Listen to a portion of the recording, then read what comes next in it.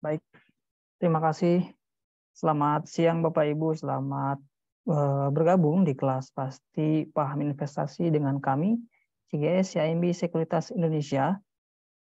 Oke, hari ini kita akan belajar bareng-bareng dan saya tidak sendiri, ditemani oleh rekan saya dengan Mas Kevin dari tim riset CGS CIMB Sekuritas Indonesia. Perkenalkan juga nama saya Idil Adhar dari tim platform digital bisnis CGS CIMB Sekuritas Indonesia. Kali ini kita akan membahas dua topik. Yang pertama tentang basic investasi dan yang kedua tentang platform tentunya di CGS CIMB Sekuritas Indonesia. Oke, saya sapa Bapak Ibu yang sudah hadir di sini di live Facebook mungkin dan Bapak Ibu yang sudah hadir di webinar di Zoom. Selamat siang, terima kasih saya ucapkan kepada Bapak Ibu yang sudah join tepat waktu. Mungkin Bapak Ibu yang sedang istirahat atau sedang bekerja ya, tapi tidak mengurangi semangat untuk bergabung di kelas edukasi siang hari ini. Baik, tanpa basa-basi, saya langsung serahkan ke sesi pertama dari Mas Kevin. Silakan Mas Kevin di take over, Mas. Oke, thank you Mas Idil Adhar, atau saya biasanya bicara ngomongnya Bro Idil. Thank you ya. Selamat siang teman-teman. Gimana nih keadaannya habis makan siang? Tentunya pasti badan terasa tiba-tiba kok mengantuk gitu ya. Ya, apalagi teman-teman yang sedang lagi ngopi-ngopi ya, jam-jam segini habis makan, terus habis itu jeda sebentar ya kan. Terus habis itu akhirnya teman-teman bisa minum kopi juga untuk merefresh ya supaya tidak ngantuk. Nah teman-teman, kita mau bahas apa? Kita bicara di kelas umum. Ya, saya juga mau nyapa teman-teman kita juga yang ada di Facebook. Halo, selamat siang teman-teman. Nah kita bicara tentang deretan saham deretan saham pilihan untuk sang pemula ya. Jadi teman-teman bisa cek di layar teman-teman terlihat ya. Ini sebenarnya kebetulan hari ini sebenarnya Fani ya, tapi karena Fani ada urusan, jadi saya menggantikan. Tapi seenggaknya ini secara overall kita bikin dari tim retail riset ya. Jadi semua overall dari Aji, saya maupun Fani ini untuk benar-benar kontribusi buat Pasti Online nih saat ini. Nah, pertama kita bahas untuk millennials pintar mengelola finansial. Nah, sebelum itu saya juga memberikan informasi buat teman-teman bahwasanya kita tuh ada konten terbaru namanya Klinik Saham.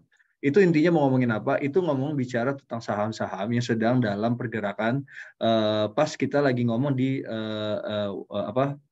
Discord. Jadi ini live teman-teman, ini mulai dari jam setengah 3 sampai jam 3 sore.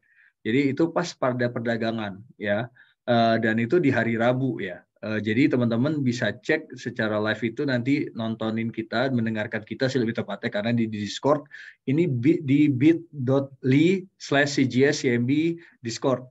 Nah, kalau bagi teman-teman yang Pak saya mau visualnya juga, teman-teman gak usah khawatir karena ini nanti akan dipublish di YouTube, tapi the next day-nya atau besokannya. Jadi kalau kita live di hari Rabu, berarti nanti yang akan diupload itu pada hari Kamis. Nah itu teman-teman bisa lihat. Nah ya. Tapi kalau mau live langsung, kita terus tanya jawab untuk interaksi, teman-teman bisa untuk join Discord kita di bit.ly /cgscmb Discord ya itu. Nah, sekarang kita bahas ke materi kita. Millennials itu pinter kelola finansial sejak dini.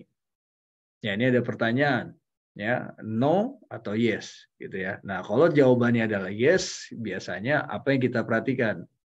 Jadi kalau teman-teman lihat, sebenarnya millennials ini kan, tapi saya bersyukur ya, saya dapat berita ya sebelum saya bahas millennials, karena kan millennials ini kan diartikan, atau Gen Z ini kan diartikan sebagai orang-orang yang sebenarnya masih anak muda atau masih anak orang baru, ngapain ini pakai alokasi budget, mending jalan-jalan. Itu yang biasa dianggap oleh generasi sebelumnya, melihat kebutuhan keinginan milenial itu lebih besar daripada kebutuhan.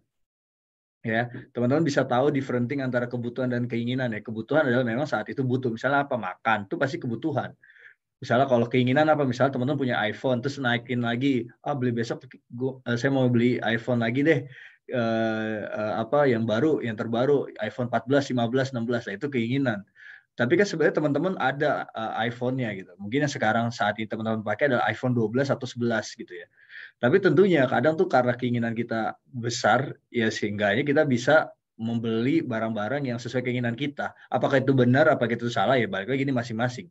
Tapi terkadang generasi sebelumnya, yaitu Gen Z, generasi millennials kan ada tuh generasi sandwich dan sebagainya. Melihat generasi millennials dan Gen Z itu haus akan pengakuan. Jadi tentunya pengakuan penerimaan dan sebagainya itu mendasarkan pada kemungkinan saja Gen Z maupun millennials itu banyak keinginannya. Keinginan untuk apa? Dihormati di kalangan teman-temannya dan sebagai pergaulannya high class dan sebagainya.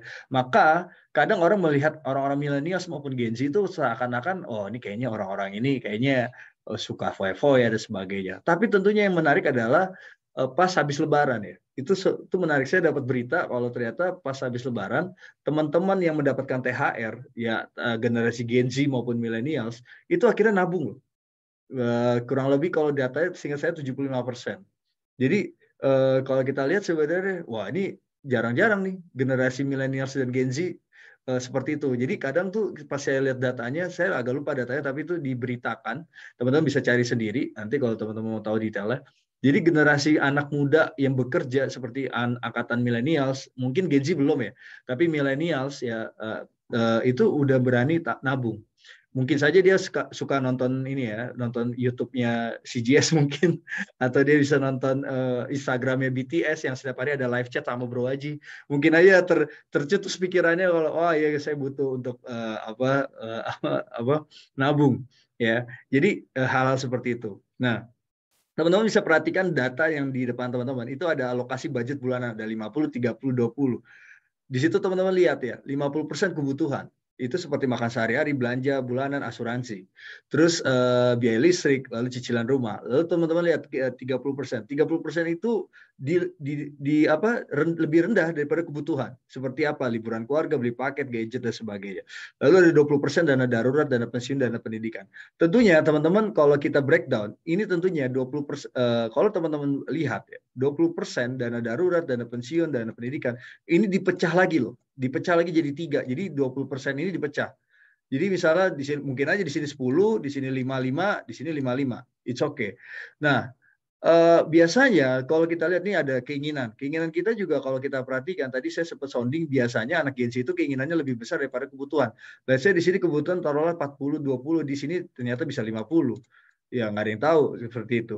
Tapi tentunya kalau misalnya kita lebih banyak keinginan yang lebih besar, tentunya pas di sebelum gajian ini kita udah habis, udah nggak ada apapun untuk malahan bisa jadi teman-teman kebutuhannya yang tadinya menjadi nomor 2 ini pas ada di menjelang mau gajian, mungkin 5 hari terakhir pas mau gajian, saya taruh gajian tanggal 25, ternyata teman-teman di tanggal 20 karena keinginannya lebih besar ya, tentunya ya kebutuhannya yang pada waktu 5 hari untuk makan aja masih mikir.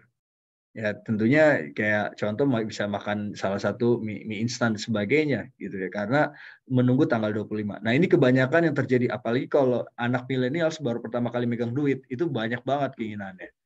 Nah itu yang harus teman-teman cermati. Nah terus habis itu financial planning ini sejak dini itu penting ya. Jadi kalau teman-teman perhatikan, kalau kita lihat dari segi diagram tadi, sebenarnya ada yang salah nggak dengan ini? Nggak ada yang salah. Ini keputusan di teman-teman gitu loh. Entah itu teman-teman memanjakan keinginan teman-teman, it's okay gitu. Apa teman-teman mau 20% tabungan, it's okay juga. Apa teman-teman 50% kebutuhan, nggak apa-apa juga. Tapi kalau teman-teman berhadapan di posisi ini, ya seenggaknya teman-teman masih dalam tanda kutip secure ya, aman. Karena teman-teman punya dana 20% untuk tabungan. Tapi di sini juga ada pandangan yang lain. Di sini ada financial planning sejak dini itu sangat penting ya. Jadi teman-teman bisa lihat apa sih financial plan? Banyak ya, ada asuransi, cash flow, education funding, income replacement, estate planning, purchases, allocation. Nah ini teman-teman bisa ada detail-detailnya mungkin di lebih dalam pada kursus-kursus yang lain gitu. Tapi kalau kita lihat sebenarnya kenapa financial planning itu penting? Karena ini. Saya mau kasih tahu ini. Sorry, ini ya. Pertama, teman-teman tahu namanya konsep inflasi ya. Jadi kalau kita perhatikan, kalau saya sangat setuju ya, kalau misalnya gini, kalau ini terjadi, ini saya mau kasih tahu. Kalau ini saya bilang sangat setuju. Kenapa? Kalau misalnya uang itu tidak kena inflasi. Jadi kalau inflasi itu adalah, kalau teman-teman perhatikan, itu yang memakan daya beli si uang. Maksudnya apa, Pak? Nih, contoh ya. Saya mau ambil contoh. Teman-teman lihat nih. Ini studi cerita ya. 2012. Nih mungkin Bro Aji pernah juga jelasin ya. 2020 mungkin harga uang 100.000 itu dapat sekarungnya begini nih. Nah ya, 2002 ya. 2002 itu dapat kita 100.000 jajanin dapat segini nih. Ya nih, cek ranjangnya ya. Cek ranjangnya kakak gitu ya. Terus 2012 ini masih ada, cuman agak berkurang dibandingkan tahun 2002. Terus 100.000, ya dia dapatnya cuma segini doang.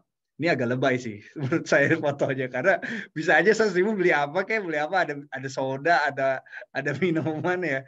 Cuman ini ya, tapi teman-teman tahu bahwa setiap tahun uang 100.000 itu pasti turun ininya, daya kekuatannya. Kan 100.000 tuh punya power ya.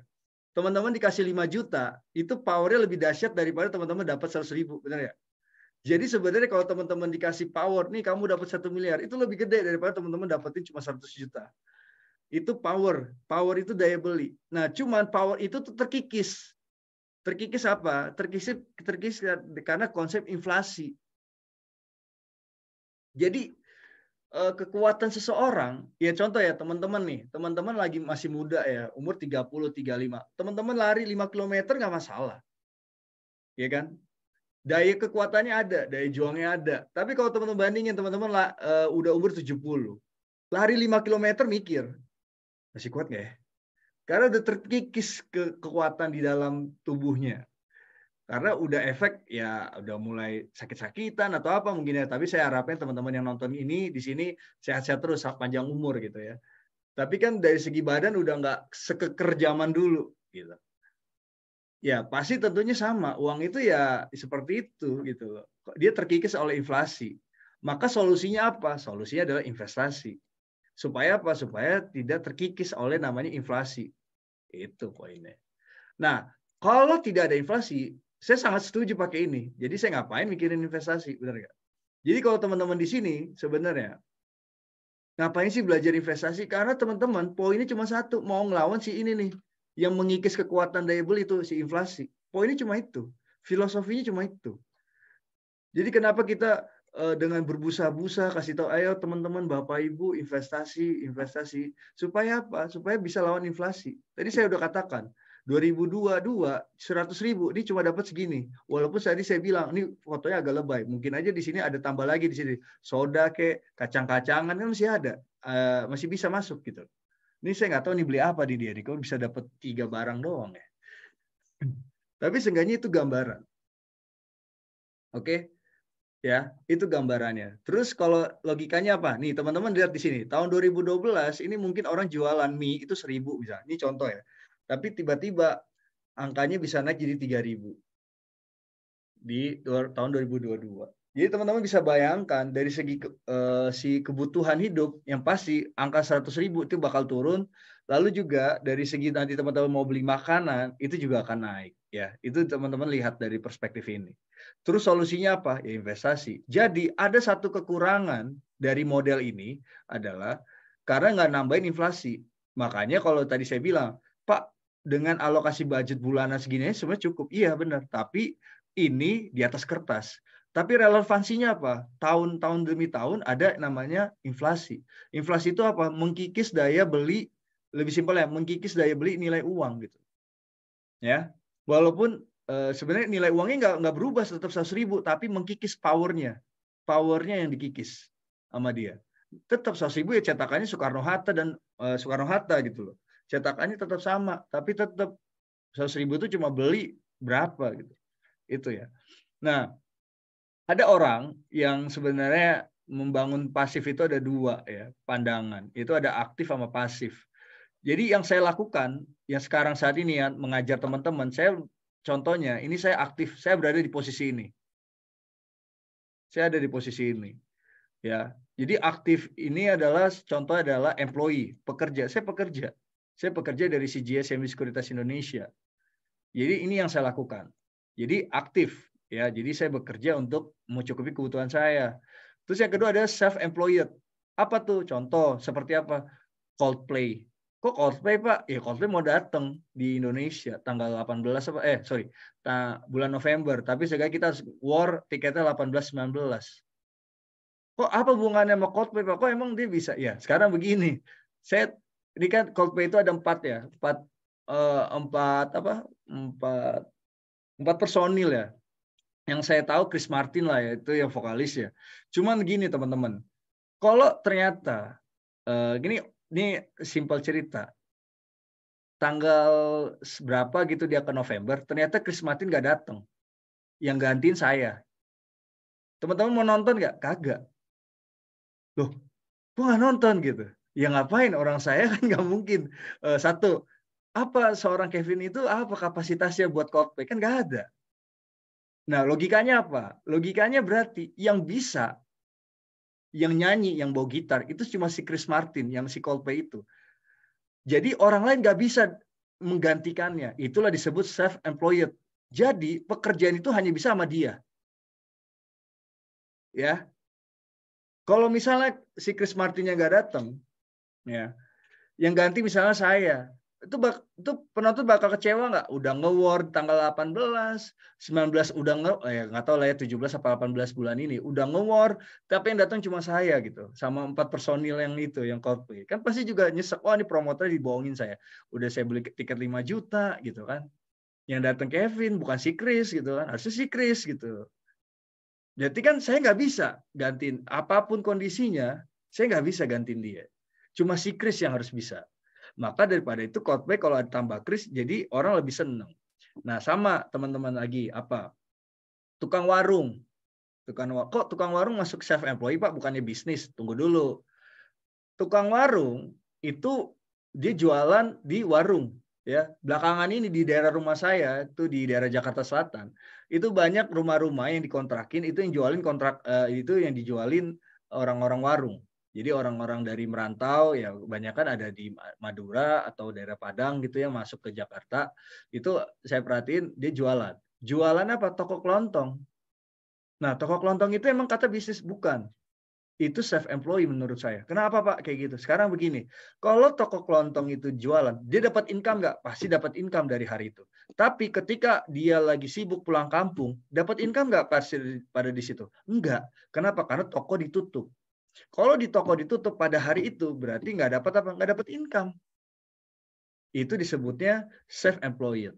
Jadi kalau ditanya sama saya, Vin, saya buka bisnis. Apa Pak? Itu toko kelontong. Oh yang jagain siapa Pak? Oh saya sendiri. Berarti itu bukan bisnis. Itu namanya self-employed. Berbeda nama bisnis apa? Bisnis itu ngomongnya tentang sistem. Jadi sampai kamu sakit pun, sampai kamu tertidur pun kamu dapat duit. Contoh apa? Nih Bill Gates. Kenapa Pak? Kok bisa Bill Gates? Gini, Bill Gates itu dia sekarang di Amerika Serikat. Oke? Nah, di Amerika Serikat dia punya banyak perusahaan-perusahaan, termasuk perusahaan Microsoft yang ada di negara-negara lain. Nah, Microsoft ada nggak di Indonesia? Ada. Ada di Indonesia. Pertanyaannya, kalau Microsoft Indonesia ada di Indonesia, berarti dia bekerja office hour dari jam berapa sampai jam berapa? Taruhlah kita pakai jam normalnya jam 8 sampai jam 5. Nah, pada saat jam 8 sampai jam 5, Bill Gates lagi di Amerika, posisinya lagi ngapain? Lagi tidur. Karena apa? Karena ketika Asia itu lagi siang, berarti di Amerika itu malam ke subuh, ya kurang lebih kayak gitu. Nah, jam-jam sekarang tuh udah pada tidur orang di Amerika. Bill Gates lagi tidur, kita pakai Microsoft, kita bayar Microsoft, dapat untung nggak dia? Dapat. Itulah disebutnya business owner. Jadi kalau menurut saya, apa bedanya toko kelontong sama bisnis? Kalau toko kelontong, dia itu kalau sakit, dia nggak dapat income. Tapi kalau si Bill Gates masih dapat dia minta taruhlah kayak Apple lah ya. Apple kan dipanggil Tuhan tuh Steve Jobs gitu ya, udah meninggal gitu ya. Tapi keluarganya bisa dapat uang nggak dari situ? Bisa juga gitu. Karena dia pencetusnya gitu. Ya, jadi karena dia apa? Ngembangin sistem. Gitu. Terus terakhir investor. Nah, ini yang kita harus pelajari dari si Warren Buffett gitu. Nah, ini disebutnya aktif, ini adalah pasif. Apa bedanya Pak? Aktif itu filosofinya adalah saya hidup untuk mencari uang. Pasif itu adalah saya hidup uang yang mencari saya. Jadi uang yang mencari saya. Nah teman-teman tinggal pilih mau yang ini apa yang ini terserah. Gitu. Kalau saya masih dalam kuadran ini. Kalau saya pribadi. Karena apa? Karena saya masih bekerja. Gitu. Nah kalau teman-teman yang mendengarkan ya terserah. Teman-teman mau bikin ini ya balik lagi. Atau bikin ini nih. Saya juga katanya rencana mau bikin band ya. Nanti hot play ya. Menggantikan Coldplay. Ini just kidding, bercanda ya. Oke, lanjut. Nah, jadi kurang lebih kayak gitu ya, teman-teman. Nah, ini ya, sebelum berinvestasi ya. Pertama teman-teman lihat nih, sehatkan finansial, kewajiban ya, hal yang mendasar, penting untuk kelangsungan hidup, pasti makanan gitu kan, minuman, kesehatan gitu. Kalau teman-teman nggak sehat kan juga nggak bagus juga gitu ya. Contoh rumah, pakaian, makanan. Mungkin rumah bagi kalangan milenial agak struggle ya, karena harga rumah lama-lama tambah naik gitu. Jadi kadang orang, aduh mahal banget nih rumah gitu ya. Kadang ya, tapi ada cara juga sih. Jadi biasanya orang itu kalau dia mau beli rumah, aduh ini kok warnanya sama ya. Orang itu kalau dia beli rumah, mungkin aja dia nggak bisa untuk saat ini kalau anak milenial. Mungkin dia beli emas dulu, emas dia simpen berapa lama, dia beli akumulasi sampai nanti harganya naik ya. Terus jadi berapa persen dari ya, dia punya ini punya cara ya. Ini beda-beda caranya. Kalau dia mau beli rumah, dia pertama beli emas dulu, dia simpen berapa gram gitu ya. Sampai 20-30 tahun mendatang, 40 mendatang kan diakumulasi setiap bulan, dia dicicil beli emas 1 juta, 1 juta, 1 juta, 1 juta, 1 juta, 1 juta. Taruhlah gajinya sekitar 6 jutaan lah gitu. Dia cicil satu gitu.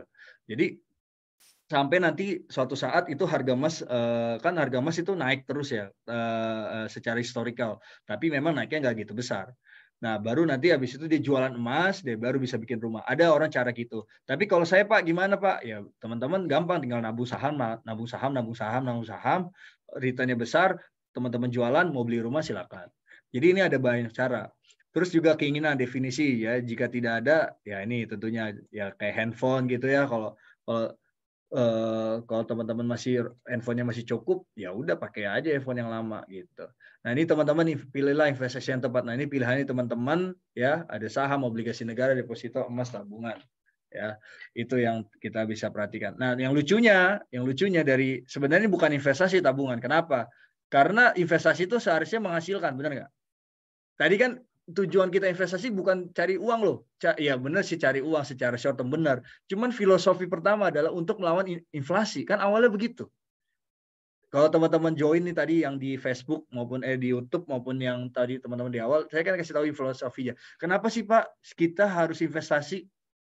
Kenapa? Ada something wrong apa gitu loh. Sebenarnya mau apa tuh investasi? Kan awalnya begitu. Tapi kan saya kasih tahu bahwasanya iya karena ya tentunya kita secara relevan berhadapan dengan inflasi. Nah, kalau teman-teman lihat nih, jika Anda memiliki 100.000, tabungan tuh kasih teman-teman 87. Ya. Jadi ya teman-teman bisa bayangkan lah ya pemikirannya teman-teman masing-masing gitu. Keuntungannya malah ini bukan untung, ini malah boncos ya. Uang 100.000 jadi 87 gitu. Berarti tabungan investasi nggak? Itu pertanyaannya. Yang investasi itu emas, deposito, obligasi negara, itu teman-teman bisa lihat. Terus ada saham. Terus kalau di syariah ada sukuk. Tuh. Jadi teman-teman bisa pakai hal-hal seperti itu. Gitu. Ya, kalau lihat data ini nih, oke? Nah, ini kenali profit risiko sebelum mulai investasi. Nah ini ya secara teori lah ya, teman-teman pasti kalau bicara risiko, berarti poinnya view-nya adalah ya high risk high return. Semakin risiko besar semakin return tinggi. Pak, kayaknya enak nih Pak, saham tuh returnnya besar tapi high risk juga. Jadi teman-teman juga jangan salah kaprah karena setiap orang maunya kenapa ya setiap manusia itu ya kalau dikasih misalnya dia dapat marketing gitu ya. Pak Kevin, ini Pak Bapak masuk ke asuransi ini Pak. Wah, dijamin Pak, angka bakal naik, returnnya bakal besar. Nanti begini.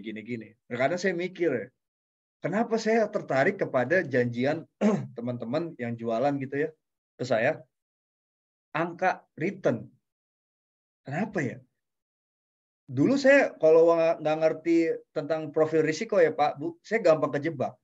Akhirnya saya beli tuh itunya. Tapi kenapa bisa begitu? Karena kita selalu dipikir angan-angan bagus. Oh Pak, ini returnnya bagus, gini. Tapi nggak pernah loh ada yang nawarin saya, Pak, Bapak beli aset ini, tapi beresikonya begini, nggak ada. Dan itu kadang saya tanya dulu, ini resikonya apa? Baru dijawab sama dia. Kalau nggak saya tanya, nggak dijawab. Jadi kita harus akui ya teman-teman, ini bicara saham itu resiko juga besar.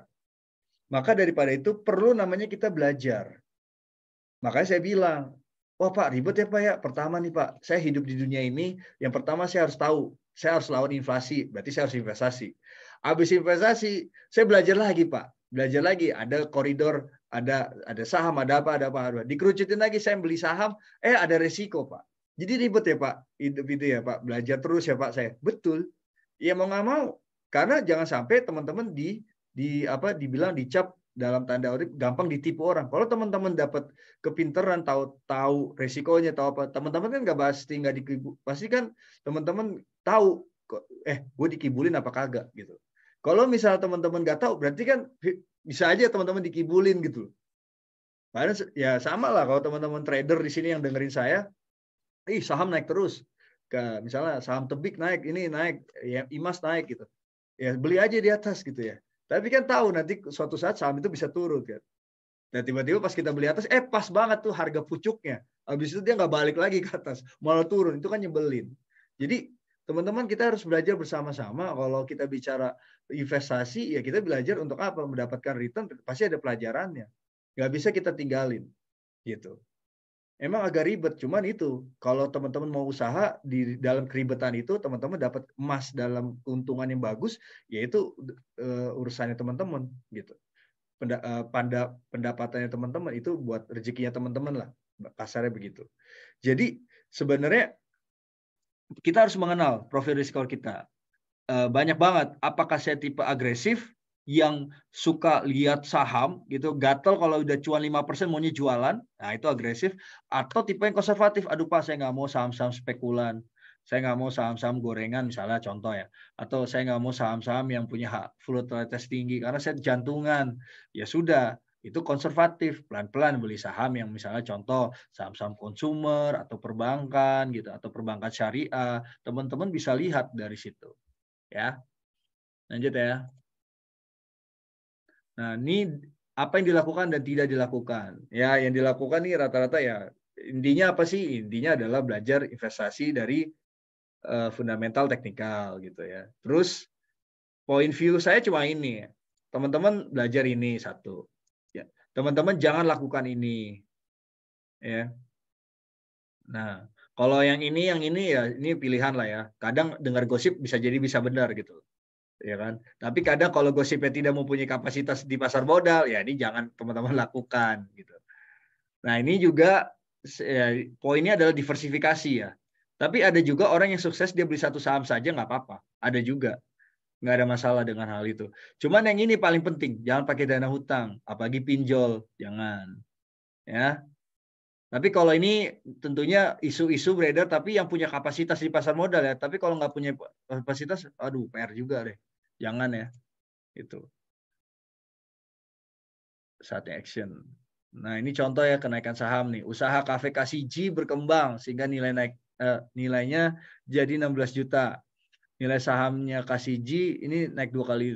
Oh ini ceritanya ya. Oke teman-teman. Ini teman-teman lihat ya. Pertama kali ini anak teman-teman yang baru join mungkin ya.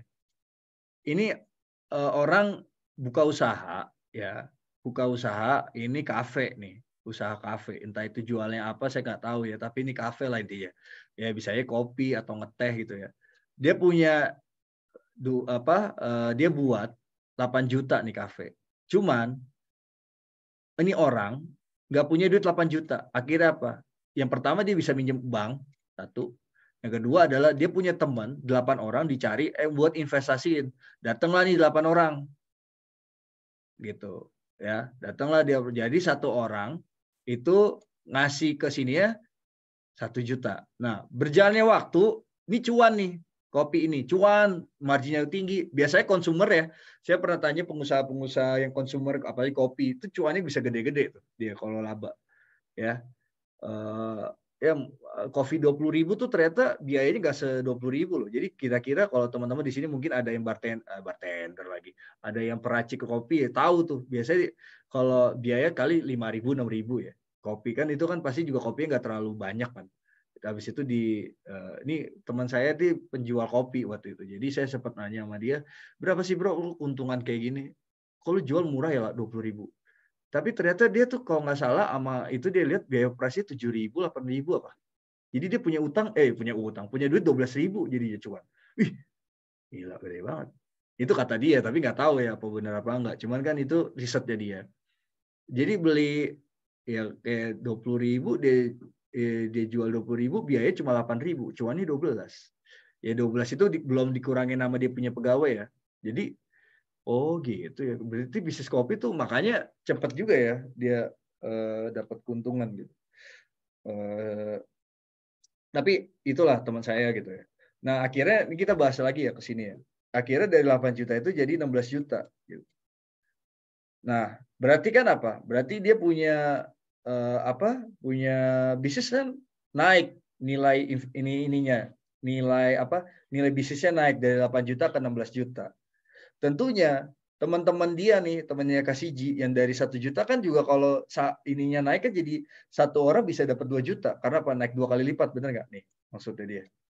Nah, sebenarnya di sini bisa nggak Kasiji dan teman-temannya jualin sahamnya ke orang lain? Bisa aja. Ini orang lain nih, misalnya saya gitu ya. Saya. Dia jualan yang ini nih, satu orang ini. Vin, ini lu beli nih ini ke saya nih.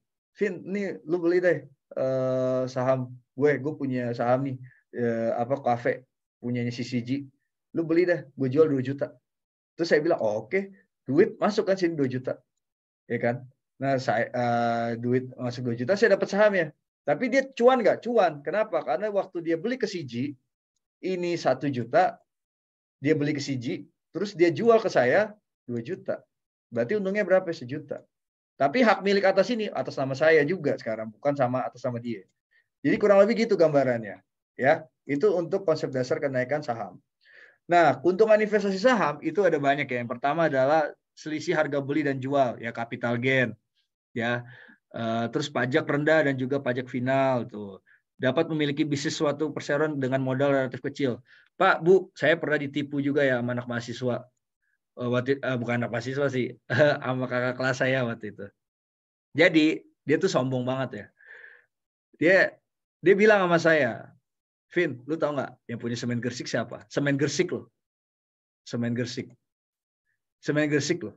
Semen Gersik tuh pada waktu kakak kelas saya tuh mungkin 14.000 harganya per saham. 14.000. Sekarang kan angkanya 5.000-an ya. Dulu 14.000. Oh, bagus lah zaman 2000. Saya kuliah tahun 2000 berapa ya? 2000. Udah gue jadi blank ya ke saya. Udah lama lah 2011 lah. Ya 2000 ya. 2011. Dia bilang, Vin, lu tau nggak yang punya semen Gresik siapa? Saya cari dia kan di Google. Oh si Pak itu. Salah Vin. Gua katanya. Hah? Gua lu gue bilang. Lu bohong lu gue bilang gitu kan. Terus dia bilang gini, gua katanya gitu. Gue nggak percaya, maksudnya saya nggak percaya. Lah, nggak percaya, lu baca deh. Nih, pertama dia baca, dia kasih tahu saham ke saya. Nih, lu tahu, ini gue baru beli semen Gresik. Lu tahu yang lu kan lagi bangun rumah kan? Iya. Pakai semennya apa ya? Semen Gresik. Saya bilang gitu, saya ingat soal semen Gresik. Oh iya. Itu ada tukang kan? Iya, ada. Terus itu yang jualan semen Gresik, tuh tukang lu lagi ngaduk itu semen gua itu sebenarnya. Gua kasih ke lu, gua jual. Logikanya gitulah ya. Gua kasih ke lu katanya gitu. Terus saya tambah maksudnya gimana ya? Jadi dia kasih tahu tentang saham. Saham itu satu lot aja itu punya kepemilikan. Teman-teman beli semen Gresik, satu lot aja. Waktu itu satu lot itu 500, Bu. 500, Bu. 500 lembar, Pak. Sekarang masih 100. Teman-teman bayangin aja 500 kali 14.000 berapa duit dia untuk beli satu lot. Zaman dulu. Terus saya bilang, ih, ilmu dari mana tuh? Saya bilang gitu kan, waktu itu saya masih blow on ya, nggak tahu apa-apa tentang investasi. Iya, jadi gue punya rezeki, gue beli semen Gresik harga di 14.000, 1 lot 500. Itu semen Gresik udah punya gue. Kok bisa begitu, pikir saya. Terus dia bilang, tapi di Google tulisannya bapak ini yang punya, atau perusahaan waktu itu pemerintah ini yang punya, Indonesia kan gitu ya, karena BUMN ini yang punya. Enggak, saya juga ada turut andil, saya bilang gitu. Singkat cerita, saya baca teori.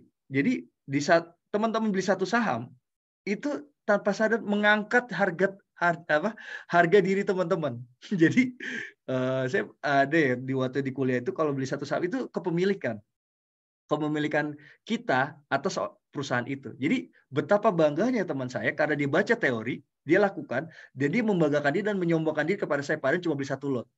Terus saya hitung-hitung kan, 1 lot itu berapa sih jumlah, baru saya mengerti jumlah lembar saham di ini berapa sih.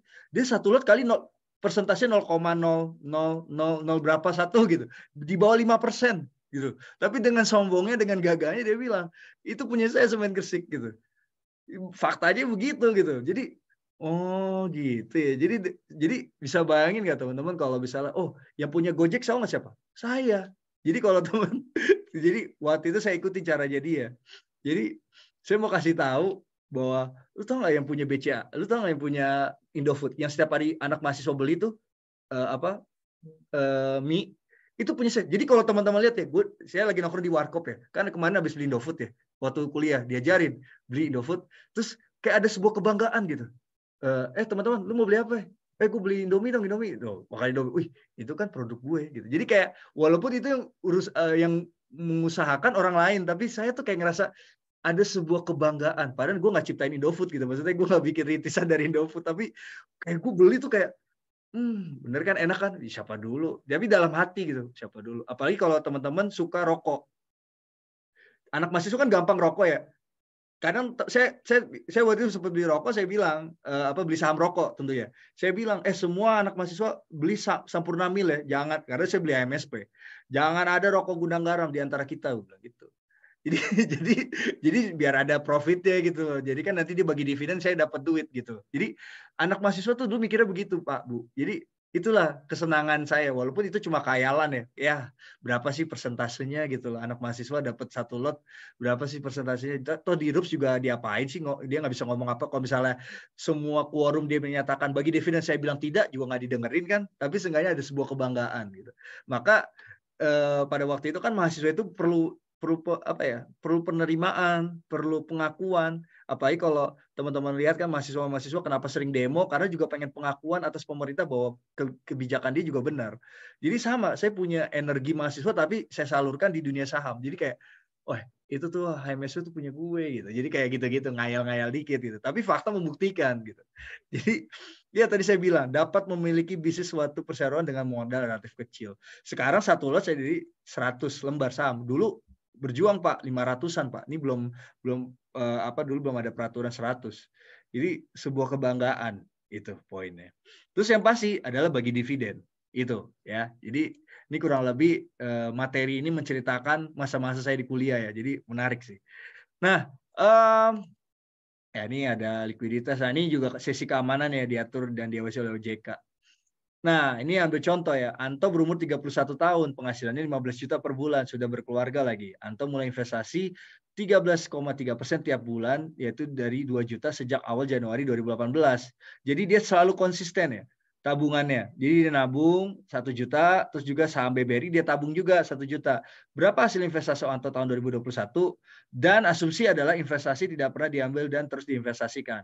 Nah, kalau teman-teman lihat hasil di tabungan itu returnnya 4 tahun 0,2. Tapi kalau teman-teman lihat hasil investasi di saham BRI, di Bank BRI sahamnya itu dapat 4 tahun itu 29,3%. Nah, ini pilihannya antara dua. Teman-teman mau beli di sini, teman-teman lihat dari sisi tabungan atau dari segi investasi. Dan tentunya keuntungan yang didapat hanya 98.000 ya, 4 tahun loh. Bayangkan. Nah, terus kalau 4 tahun diakumulasi dia hanya mendapatkan 13 juta, hanya 13 juta. Sangat kecil bukan? 13 juta dibandingkan yang lainnya gitu. Enggak bercanda. Jadi maksud saya, keuntungannya hanya 13 juta. Mungkin sebagian orang, ini kecil Pak, kayak gitu. Ya, mungkin sebagian. Tapi siapa sih yang ngasih 13 juta dalam 4 tahun? Siapa ayo? Itu. Ya cuma saham BRI, itu aja kurang lebih. Ya. Tapi ada lagi nggak Pak saham yang lain? Ada, tenang aja. Nah, ini kita mau bahas deretan saham. Untuk topik CGS itu kita fokus kepada consumer sector. Ada Indofood, ICBP, Mayora. Nah, itu apa sih? Karena ada efek pemilu. Jadi kemungkinan kalau efek pemilu ini secara historikal, saham-saham sektor konsumer ini bakal diuntungkan. Karena tentunya penyebaran cash itu bakal terbuka. Karena kan ada yang ngurusin pemilu itu berarti kan tekstil-tekstil udah mulai bergerak, bikin bendera, bikin baju, bikin apa semua. Terus bagaimana volunteer kan pasti juga dikasih makan dong. Mereka nanti buat apa eventnya gimana, presidennya datang, DPR datang, kita komunikasikan. Pasti kan ada yang dibawa juga masyarakat kan pasti juga dijamu makanan dan sebagainya. Tentu ini menjadi salah satu pendekatan yang baik buat sektor konsumer. Itu poin pertamanya. Nah, itu kita ada ICBP sama Mayora, teman-teman bisa cek. Terus juga katalis ini banyak banget ya. Pertama dari segi food and beverage ya, kalau kita perhatikan ini memang untuk food and beverage itu terjadi peningkatan ya teman-teman untuk 6 bulan tahun 2022 dan 3 bulan tahun 2022 dibandingkan untuk tahun sebelumnya yang terjadi pandemi. Malahan yang 2020 ini malah minus ya untuk food and beverage karena orang pada saat itu nggak bisa mobile, nggak bisa pergi kemana-mana. Jadi so far ya udah dia sebisa mungkin masak di dalam, beli bahan bakunya di pasar dia masak gitu kan. Tapi sekarang kan berjalannya waktu, teman-teman bisa bayangkan untuk food ini mengalami peningkatan. Nah, yang non food ini seperti personal care juga mengalami peningkatan juga gitu loh. Dibandingkan pada sebelum atau tahun 2021, 2021 9 bulan terakhir ini terjadi pertumbuhan, tapi yang lebih parah tuh tahun 2020 semua drop sampai kuartal 1 2021 itu drop banget gitu ya, karena waktu itu pandemi juga tidak begitu menarik bagi sektor konsumer. Terus juga kalau teman-teman lihat nih, untuk saat ini memang kenapa sih Unilever ini kurang menarik, karena memang kita harus lihat personal care sekarang ini tidak begitu digemari juga. Karena tadi teman-teman lihat, untuk food aja tuh dia lebih besar daripada personal care. Karena diversifikasi sekarang ya kalau kita lihat banyak banget kok produk-produk yang di luar Unilever itu juga dipublikasikan di TikTok, di Instastory mengenai personal care. Jadi orang juga cenderung juga bisa ke arah sana. Itu satu, mungkin harganya dari segi murah karena tentunya hanya mengandalkan TikTok, Instagram kalau kita perhatikan belakangan-belakangan ini. Tapi tentunya juga harus dilihat dari segi BPOM-nya, itu paling penting karena apakah itu mengandung merkuri apa itu harus teman-teman jauhi juga ya. Untuk itu personal care. Makanya mungkin lebih mahal sedikit tapi tidak mengandung merkuri juga nggak masalah. Itu buat make up misalnya. Tapi buat cowok juga kayak gitu kan ada branding di luar Unilever yang cenderungnya harganya murah, terjangkau tapi juga sehat gitu. Jadi tentunya ini mengapa belakangan ini saham Unilever nggak begitu menarik walaupun trennya tuh lagi agak-agak sedikit rebound ya. Tapi tentunya tadi saya katakan sektor konsumer itu kan termasuk Unilever. Jadi bicara sektor konsumer tidak berarti harus memasukkan Unilever juga. Walaupun dari segi tendensi Unilever itu banyakkan produknya kepada ke personal care. Itu yang paling teman-teman cermati. Terus ya ini topiknya Mayora ya teman-teman lihat barang ininya secara apa aja sih Beng-Beng, Kopi Kokis, Coki, Energen, Astor ya. Ini teman-teman bisa lihat Slay Ole. Terus juga di sini teman-teman lihat ya kata positif Mayor kemungkinan tetap mempertahankan harga karena cost raw material turun dan potensi margin terjaga. Pak, maksudnya cost raw material apa? Teman-teman bayangin ya, untuk buat sebuah biskuit itu perlu apa? Tepung. Ya kan? Nah, waktu tahun 2022 itu harga tepung naik. Makanya waktu itu ada krisis tepung ya di Indonesia. Wah, karena Indonesia tuh nggak bisa buat tepung di dalam negeri. Sebenarnya bisa, tapi kita ngomongin industri ya. Kalau industri itu kan dari Sabang sampai Merauke. Dari Sabang sampai Merauke, permintaan industri tepung itu gede. Kalau kita bikin tepung, ya kita bertani. Terus kita bikin nih tepung dari hasil yang kita tanam gitu ya. Maksudnya kita buat tanah. Tapi itu khususnya nggak bisa untuk menjual dari Sabang sampai Merauke. Paling jatuh-jatuhnya ke RT RW jualan. Iya nggak? Karena apa? Karena porsi kita, wilayah kita itu nggak bisa untuk memproduksi tepung. Kita harus impor. Impor tuh paling murah di India satu. Terus yang paling bagus itu di Amerika. Ada juga di Rusia. Apalagi Rusia waktu itu lagi perang sama Ukraina. Jadi semua arus mau pembagian ke negara-negara lain terhambat gara-gara si Eropa nggak mau bekerja sama dengan Rusia gara-gara berantem sama Ukraina. Bukan berantem, maksudnya perang gitu ya. Tapi tentunya itu membuat harga wheat ya itu atau gandum itu mengalami tinggi gitu. Nah, jadi itu sangat berbahaya kalau misalnya raw material mereka tuh naik. Nah, tapi tentunya dengan adanya kebijakan sekarang, kita lihat berapa komoditas mulai mengalami penurunan, ada kol juga mengalami penurunan dan sebagainya. Apalagi tambah dengan tepung yang juga dalam potensi melemah, ini tentunya juga menjadi salah satu margin yang bagus buat si konsumer. Terus juga sales second quarter 2023 ini potensi naik. Kenapa? Karena ditopang THR sama faktor lebaran yang sudah kita rayakan. Gitu ya. Jadi itu yang teman-teman bisa perhatikan dari Mayora, dan manajemen expect spending di election akan naikkan konsumsi di second half tahun 2023. Let's say di tahun ini juga diperkirakan juga dari spending election ini juga akan menaikkan dari sisi konsumsinya. Nah ini kira-kira gambarnya teman-teman ya, market share Mayora ada biskuit, candy, wafer, coklat, coffee, breakfast, cereal. Ya asik. Nah, target price-nya di berapa? Teman-teman lihat jangka panjang di 3.261, last price kemarin 2.670, punya upside atau potensi return itu sekitar berapa? Sekitar 7%. 22%, sorry. 22%. Ya, jadi tendensinya masih cukup baik. Apalagi tadi kemarin kayaknya Mayora naik terus ya belakangan. Nah, ini ada ICBP. ICBP tuh kalau kita lihat ya ini ya, penjualan mie naik gitu ya. Ya ini ya, betapa senangnya saya waktu kuliah gitu, saya menyuruh teman-teman semua untuk fokus jangan makan nasi tapi banyakkan makan mie, karena saya adalah pembeli saham Indofood. Saya pernah ngomong gitu di itu, apalagi saya pengajar ya, jadi waktu saya di kampus semua orang harus makan Indomie ya, itu saran saya terbaik. Jadi nggak usah beli nasi lah, Indomie aja. Itu ya itu. Dan saya lebih senang orang yang suka ngerokok, apalagi saya saranin rokoknya adalah Sampurna Mild ya. Jadi jangan beli rokok yang lain. Itulah kejahatan saya waktu di kuliah. Tapi tentunya saya bertobat, saya nggak mau lakukan itu lagi. Karena nggak enak gitu ya. Jadi untuk topik konsumer itu kayak ICBP ya, saya ingat banget waktu itu saya kuliah. Jadi sarannya beli Indomie gitu. Jadi first Q tahun 2023 net income-nya tumbuh 104% secara year on year. Terus juga kalau kita lihat penjualan minyak juga naik ya 14% di first Q. Jadi so far ini salah satu menarik karena tentunya di first Q saja dia udah mulai tumbuh. Mudah-mudahan ini berlanjutan nanti sampai juga di pemilu terjadi peningkatan juga. Ini teman-teman bisa lihat ada Citato, Lays, Kitela, Jetset, ya, Jetset, Citos, Ciki ya. Teman-teman bisa lihat ya untuk itu. Terus ya ini target ICBP upside-nya ya walaupun tidak terlalu besar ya karena sudah naik cukup signifikan kemarin. Tapi tentu dibandingkan Mayora ini hanya 14%, sorry. Ini target price di 12.450 ya atau 12.500 lah kurang lebih di buletin. Ya, itu aja dari saya. Kalau ada mau tanya silakan teman-teman mau bertanya di kolom Q&A ya. Baik. Baik, terima kasih Mas Kevin atas pemaparannya. Untuk Bapak Ibu, ada teman-teman yang ingin bertanya boleh langsung chat di kolom Q&A ya. Kita nanti akan diskusi bareng Mas Kevin. Hari ini pembahasan cukup menarik ya Mas ya. Ada saham-saham pilihan yang tadi sudah dijelaskan oleh Mas Kevin, dan sebelumnya sudah dijelaskan juga basic tentang investasi itu seperti apa. Baik.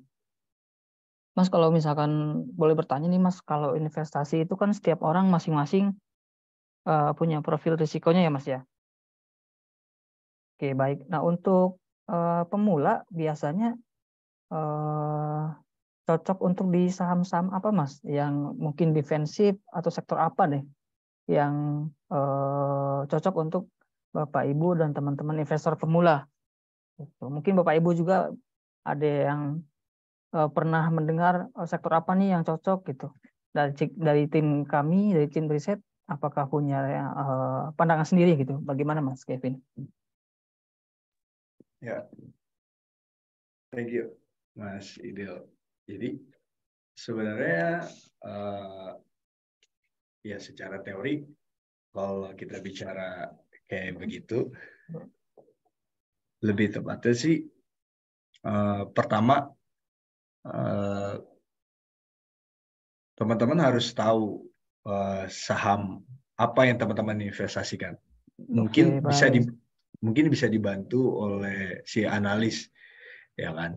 Dikasih tahu sama analis ini kurang lebih konsumer begini-gini. Tapi seenggaknya seminimal mungkin teman-teman tahu barang atau jasa yang dikeluarkan oleh perusahaan yang teman-teman investasikan. Tadi contoh saya bilang, saya suka Indofood. Kenapa? Karena saya tahu bahwa zaman dulu di mahasiswa orang tuh banyak makan Indomie gitu ya. Jadi saya tahu produknya. HMSP saya tahu. Kenapa? Karena banyak mahasiswa juga merokok. Nah, itu hal simple. Teman-teman bisa lihat dari data itu. Terus kalau jasa, berarti apa? Saham Telkom. Telkom Oke. tahu nih produknya. Saya pakai Telkom, provider Telkom. Saya berarti memakai, saya tahu. Saya mengerti bahwa sistemnya ada, jasanya ada. Nah, hal itu yang pertama. Jadi itu disebutnya data kualitatif, si kualitas dari si produk, ya. Nah, yang kedua adalah memang kalau bicara saham, kita juga merekomendasi saham-saham yang blue chip.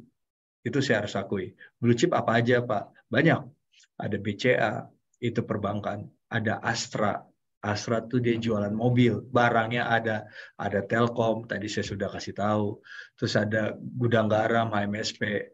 Walaupun belakangan ini agak lebih growth ya sebenarnya. Karena dia lagi bertumbuh dibandingkan tahun-tahun sebelumnya. Terus juga ada ICBP, INDF. Tapi memang Gudang Garam dan MSP ini masih ibarat kata orang-orang bilang itu masih blue chip. Ada pandangan. Ini tidak salah juga pandangan ini karena mereka melihat bahwa Gudang Garam dan ICBP perusahaannya ada blue chip masih bagus, orang masih bisa ngerokok gitu. Tapi tentunya kita lihat secara market cap kan emang agak turun ya. Itu sebenarnya jadi kekhawatiran juga bagi teman-teman yang merasa bahwa blue chip saham rokok itu masih ada gitu. Tapi nggak apa-apa, kita nggak usah memperdebatkan itu. Tapi itu salah satu contoh. Terus apalagi ya, gambaran-gambaran blue chip seperti itu ya banyak banget sih. Consumer, ICBPI, Indofood, Mayora, itu juga telekomunikasi ada Telkom, otomotif ada Astra. Ya banyak ya. Tapi blue chip itu pertama kita harus lihat dari segi market cap-nya. Market cap-nya 20 besar nggak? Itu satu. Terus dari segi fundamentalnya. Fundamental bertumbuh nggak? Kalau rokok tuh agak struggle karena dia masih ada tahun depan itu dia mau naik, pemerintah naikin itu cukai. Dan tahun ini kan udah, itu juga agak struggle. Terus apalagi tadi? Kalau call kayak lagi cyclic lah ya. Jadi dia agak drop belakangan ini. Tapi dua sektor sih yang lagi cukup, perbankan sama itu ya, sama consumer. Ya Baik. paling itu sih sejauh ini. Baik, berarti intinya tetap harus tahu dulu ya Mas ya, saham yang mau kita beli perusahaannya seperti apa. Jangan buta-buta banget lah kata-katanya Mas. Betul. Betul, baik. Betul. Oke, Bapak Ibu. Apakah ada yang ingin bertanya lagi atau mungkin sudah hampir selesai nih sesinya Mas Kevin? Apa ada yang ditambahkan lagi Mas Kevin untuk teman-teman Bapak Ibu yang hadir di sini? Kayaknya cukup ya. Jadi ya kurang lebih gambaran seperti itu teman-teman yang ada di YouTube. Taruh saya cek dulu di YouTube ada jawab nanya nggak ya? Tunggu dulu ya. Oh nggak ada. Untuk di YouTube sama Facebook, sorry, Facebook. Facebook sama yang di Zoom ya. Tentunya ini gimana cara kita memanfaatkan pelajaran hari ini adalah investasi itu buat apa? Terus apa yang kita harus lakukan di tengah relevansi adanya inflasi. Mau nggak mau investasi. Kita dipaksa tuh seperti itu. Dan tentunya setelah ini ada poin yang penting dari hal ini. Kalau nanti teman-teman lagi bekerja, pasti kan ada jatah, ada waktu selesai. Selesai itu adalah pensiun. Pensiun pasti 55 tahun. Itu udah pasti kita pensiun. Berarti kalau teman-teman lagi masa produktif saat ini, tapi teman-teman tidak memanfaatkan masa produktif ini untuk menambah uang untuk masa pensiunnya, nah, ini bahaya. Lebih baik teman-teman di masa produktif ini belajar investasi, terus menambah pundi-pundinya untuk masa tua teman-teman. Ya, orang tua saya itu punya prinsip gini, Mas Idil. Jadi anak itu kan investasi. Jadi suatu saat anak itu udah berusaha, dia yang bantuin orang tua. Itu orang tua saya. Tapi apakah itu bisa aja benar, nggak apa-apa. Tapi apakah eh, inflasinya gede, kita bisa nggak? Misalnya nanti kita udah tua, anak-anak kita itu yang membiayai, karena kan kebutuhan hidup semakin meninggi. Properti aja naik terus. Jadi itu loh. Jadi jangan sampai teman-teman berpikir, nanti kalau saya punya anak, ya syukur-syukur anak mau bantu kita kalau di masa pensiun ya, nggak masalah. Tapi kalau masalahnya dia juga struggle akan kehidupannya dia, terus saya juga membutuhkan dana, nah ini kan PR. Jadi saran saya, mumpung teman-teman Bapak Ibu masih produktif, alangkah bijaksananya teman-teman memikirkan untuk investasi masa depan teman-teman. Nggak, ya ini nggak harus di saham, tapi dimanapun. Gitu. Nah, karena di sini CGS mengajarkan saham, nah ini menjadi salah satu acuan. Kenapa? Karena di CGS ini mempunyai pelajaran-pelajaran yang menarik yang teman-teman bisa dipandu, ya dipandu untuk menginvestasi cara berinvestasi saham. Nah, ini keputusannya di teman-teman. Itu aja. Thank you, Bro Idil. Selamat beraktivitas buat teman-teman, Bapak Ibu. Terima kasih. Itu aja kali dari saya. Baik, terima kasih Mas Kevin atas pemaparannya. Sangat luar biasa untuk materinya, sangat lengkap, dan Bapak Ibu bisa stay sampai akhir. Nanti kita akan ada sesi kedua dengan saya tentunya, dengan tim platform ya. Betul. Terima kasih Mas Kevin atas materinya. Ya. Mudah-mudahan bisa bermanfaat bagi kita semua yang hadir di sini. Ya, thank you juga Bro Idil. Saya izin pamit ya, Bro Idil, teman-teman. Selamat sore. Selamat sore Mas Kevin, dan terima kasih Mas. Oke. Baik. Baik, Bapak Ibu, kita lanjutkan sesi berikutnya, sesi kedua, yaitu tentang platform. Kita akan belajar bareng-bareng cara penggunaan aplikasi di CGS CIMB, cara jual beli saham, dan bagaimana fungsi-fungsi lainnya. Saya coba izin share screen terlebih dahulu ya, Bapak Ibu.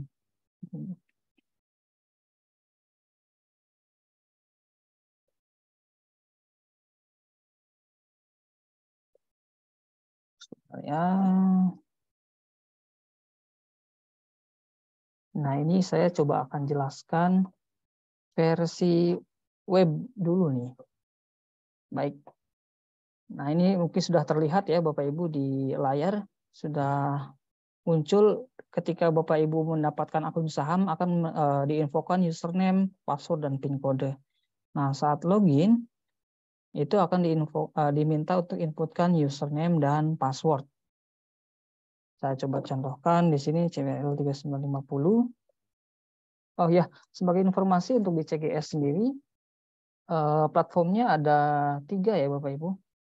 Yang pertama mobile, Android, dan iOS. Kemudian yang kedua itu website seperti yang saya tampilkan sekarang. Dan yang ketiga itu versi desktop pro. Jadi Bapak Ibu install aplikasi di laptop atau di PC dulu. Dan saat ini hanya tersedia untuk versi Windows saja. Sedangkan untuk Mac saat ini belum ada. Jadi Bapak Ibu kalau yang punya Mac, kami sarankan dan kami arahkan biasanya langsung ke website. Gitu, baik. Baik. Oke, ini cara jual beli saham di aplikasi. Bisa langsung di menu market info, kemudian di market watch. Misalkan saya mau beli saham Bumi. Nah, coba saya klik buy. Nanti akan muncul nih lot yang Bapak Ibu inginkan berapa, kemudian harga tawarnya berapa, ingin langsung match dan aja atau berhasil, atau mau antri dulu. Nah, match dan itu apa? Antri itu apa? Nanti saya coba jelaskan ya. Saya pengen beli saham Bumi sebanyak 2 lot di harga 120.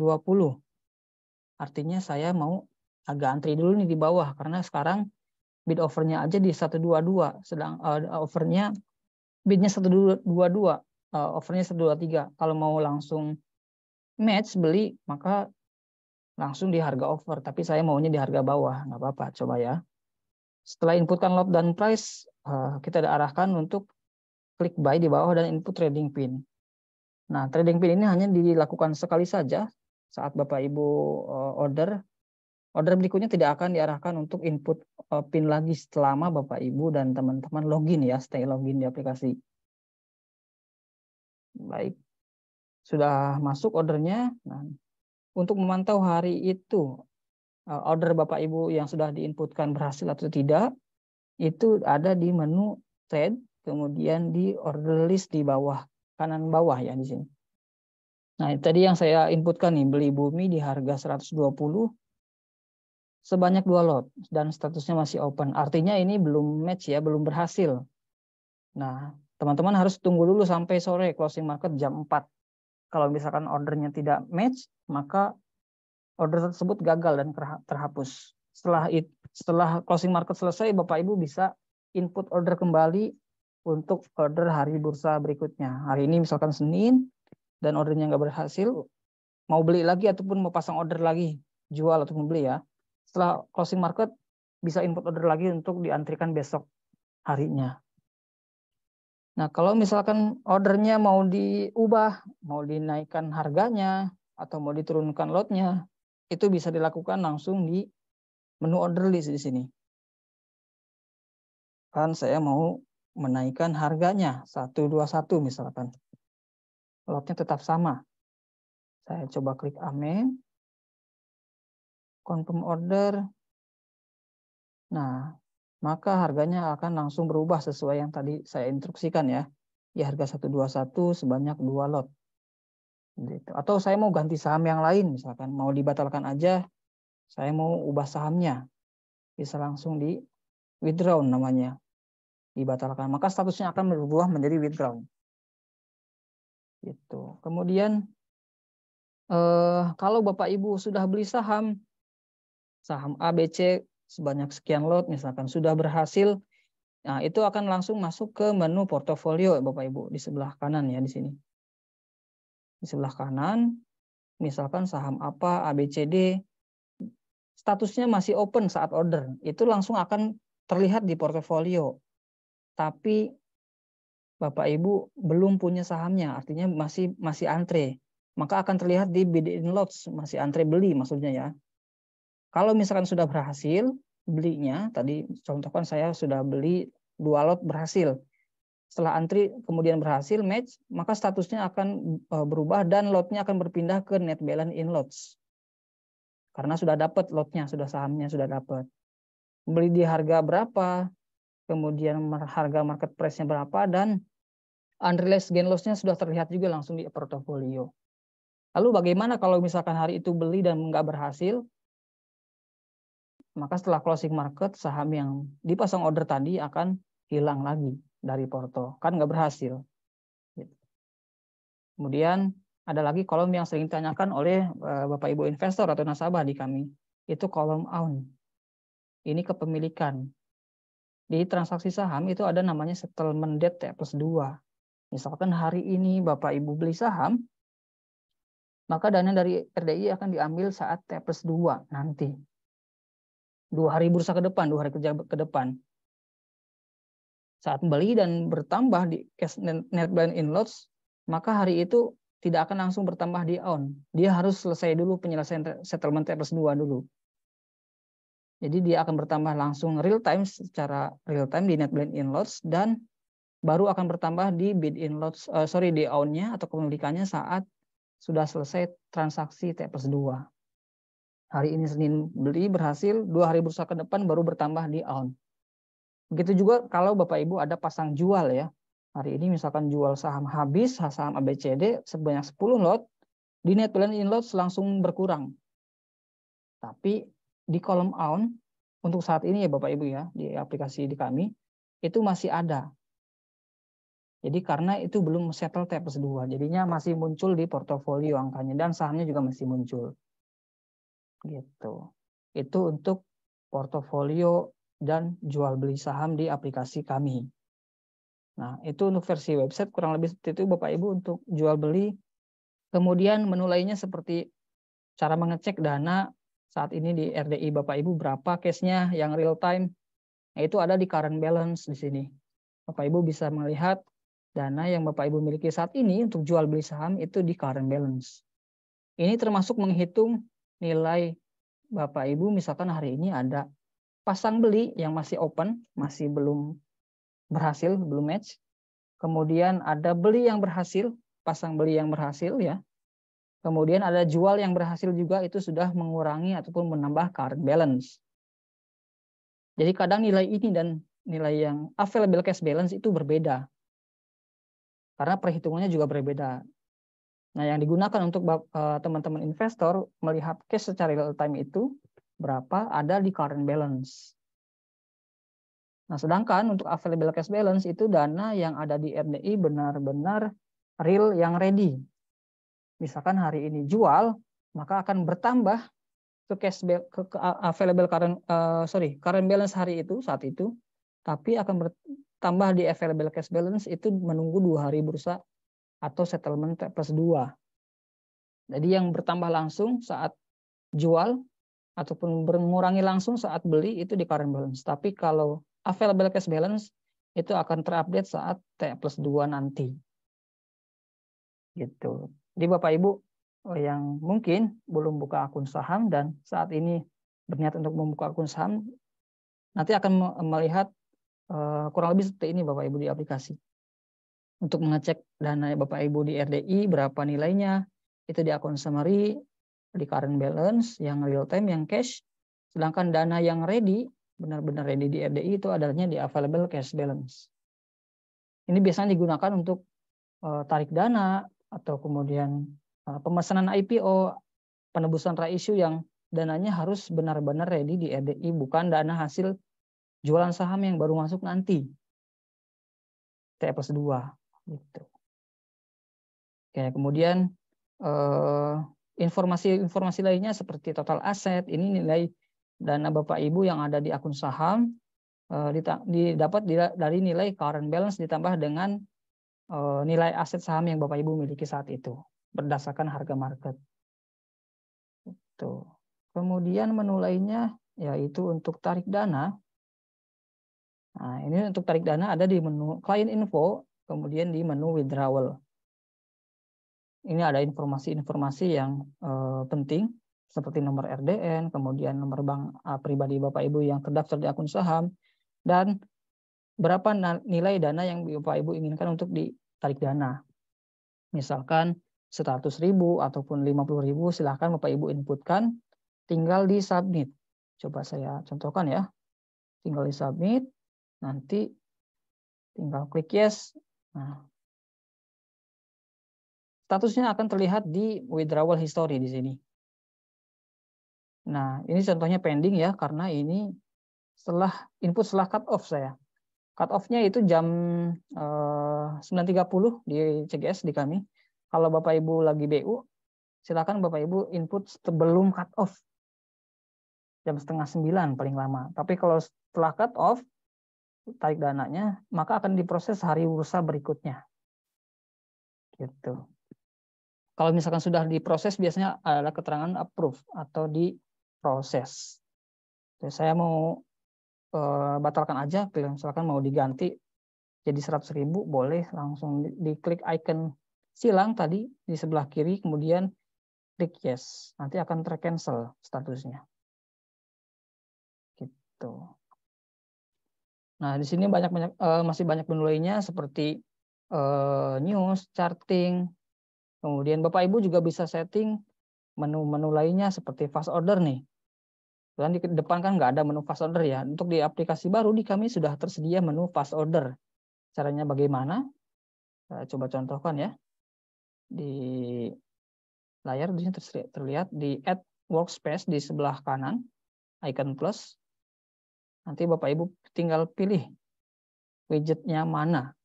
misalkan fast order, kemudian ada lagi favorit, misalkan watchlist ya, itu bisa ditambahkan di widget sesuai dengan keinginan.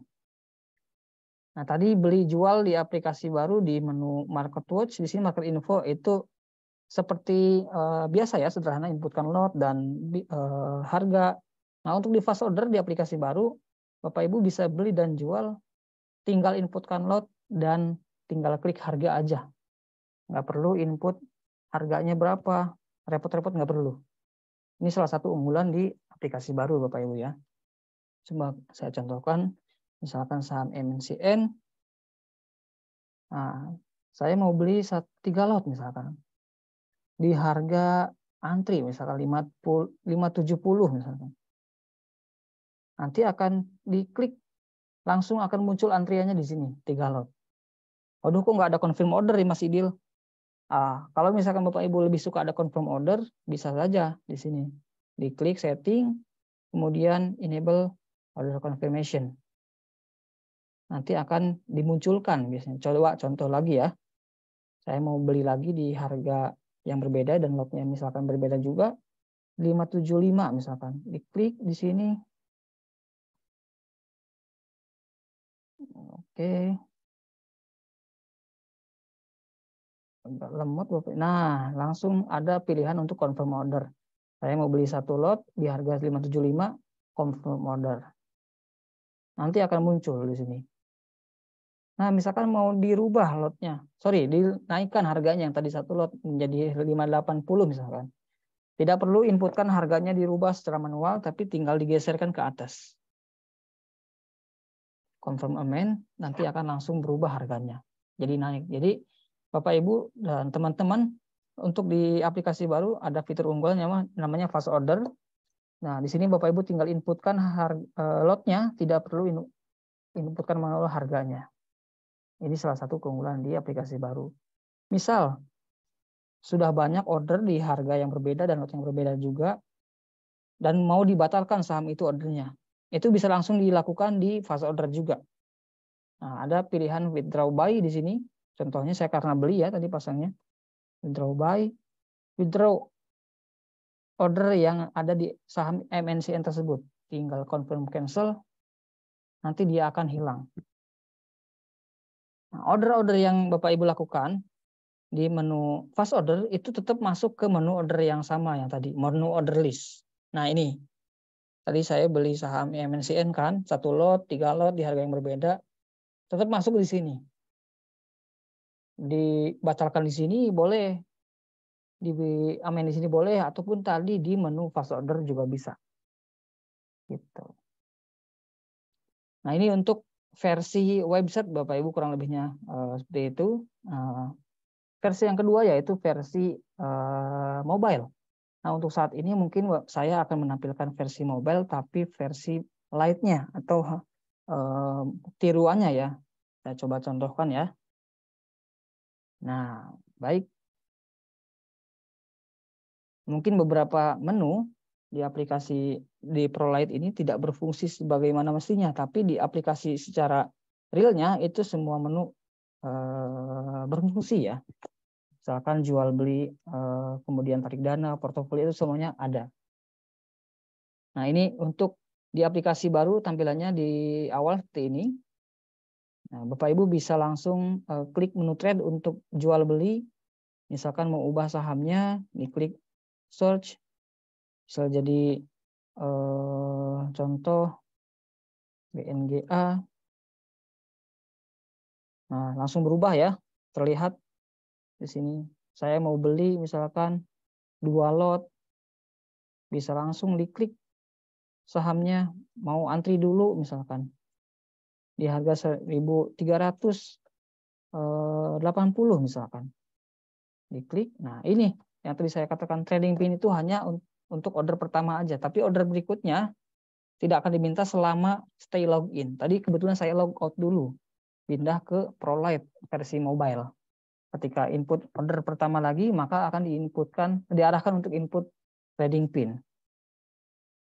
Setelah input trading pin, confirm order, ordernya akan masuk ke menu resend order atau order list di sini, sebelah kiri bawah. Keterangannya apa, statusnya ya, masih open ataupun sudah match, itu akan terlihat di order list atau resend order. Kalau match itu biasanya warnanya hijau. Kalau misalkan reject karena misalkan ordernya melampaui batas harga auto reject, itu akan terlihat warna merah dan keterangannya reject. Oke.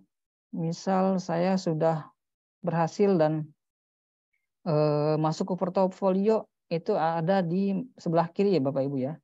Di menu portofolio nanti terlihat sahamnya apa, kemudian gain loss-nya apa, berapa persen maupun berapa ribu rupiah, itu terlihat di menu portofolio. Kalau mau detail, Bapak Ibu tinggal diklik sahamnya, nanti akan terlihat detail di saham itu seperti berapa lembar, kemudian average cost-nya, modalnya berapa, harganya, dan harga marketnya berapa, itu terlihat di detail portofolionya. Gitu. Nah, untuk available loss ini mungkin agak berbeda ya Bapak Ibu. Harusnya ini available share atau lembar. Tadi saya punyanya BRMS hanya satu lembar, satu lot aja. Tapi di sini available loss-nya 100. Ini harusnya available share ya Bapak Ibu. Mohon untuk diabaikan. Ini harusnya lembar. Bapak Ibu bisa langsung beli saham lagi, mau nambah di saham itu, atau mau jual langsung, bisa langsung di menu portofolio. Nah, kemudian menu lainnya seperti akun summary, seperti tadi di website ya. Bapak Ibu bisa mengecek langsung di akun summary dana saat ini berapa di case-nya, kemudian dana di RDI berapa. Karena saya ada pasang beli banyak tadi jadi minus nih. Lalu apa kalau minus? Itu jadi hati-hati Bapak Ibu ya, karena kan dana yang saya miliki misalkan 180 ribuan, saya belinya 200 ribu, maka kurang 200 sekian ribu, itu harus dilunasi sebelum jatuh tempo. Kalau misalkan sebelum jatuh tempo dilunasi ya nggak masalah, tapi kalau setelah jatuh tempo atau ada keterlambatan itu nanti akan dikenakan interest, denda. Maksimal T+4 Bapak Ibu. Kalau misalkan T+4 tidak dilunasi juga, dia akan dikenakan for sale atau jual paksa di saham tersebut. Gitu. Baik, dari Mbak atau Ibu Julia nih, kalau reject itu karena apa ya Kak biasanya? Bisa dijelaskan lagi ya. Mbak Julia, biasanya kalau reject itu karena contoh ya ini ya, sahamnya yang diinputkan harganya di luar batasan auto reject. Yang saat ini masih berlaku di bursa, auto reject itu kan ada ARB-nya 7%, ada juga yang tergantung harganya nih. Kalau ARA itu ada yang 25%, ada juga. Tapi yang sering biasanya ARB. Contoh saya mau beli saham SIDO nih, contoh ya. SIDO. Harga kemarin itu 775. Fraksi harganya 55 nih. Kalau dihitung secara auto reject, 775 dikurangi 7%, itu kan 720 ya. Nah, 720. Kalau saya ordernya di harga 700, itu pasti akan reject karena di luar batasan auto reject. Bawah. Maksimal kalau turun itu 7%. Kalau saya order di harga 500 SIDO saat ini, pasti akan reject. Coba ya. Saya mau beli saham SIDO sebanyak 2 lot di harga 500. Nah, coba aja. Akan ke reject. Oke. Nah, rejected kan? Bapak Ibu bisa lihat ya, teman-teman. Itu rejected. Nah, kadang juga bisa jadi limitnya nggak cukup. Gitu. Ini yang dibaca dari sistem limitnya nggak cukup. Tadi karena saya sudah beli banyak. Kadang juga ada yang Bapak Ibu yang tadi saya sebutkan pasang harganya itu terlalu bawah atau terlalu atas kadang. Coba saya contohkan lagi ya untuk membuktikan kepada Bapak Ibu kalau reject itu apa biasanya. Oke, saya sudah berubah belum ya? Oke, tunggu ya. Nah, coba ya. Kita mau beli saham SIDO Terus oke.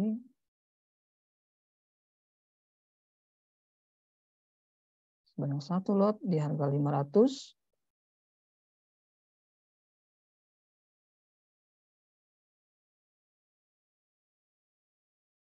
Rejected. Sudah.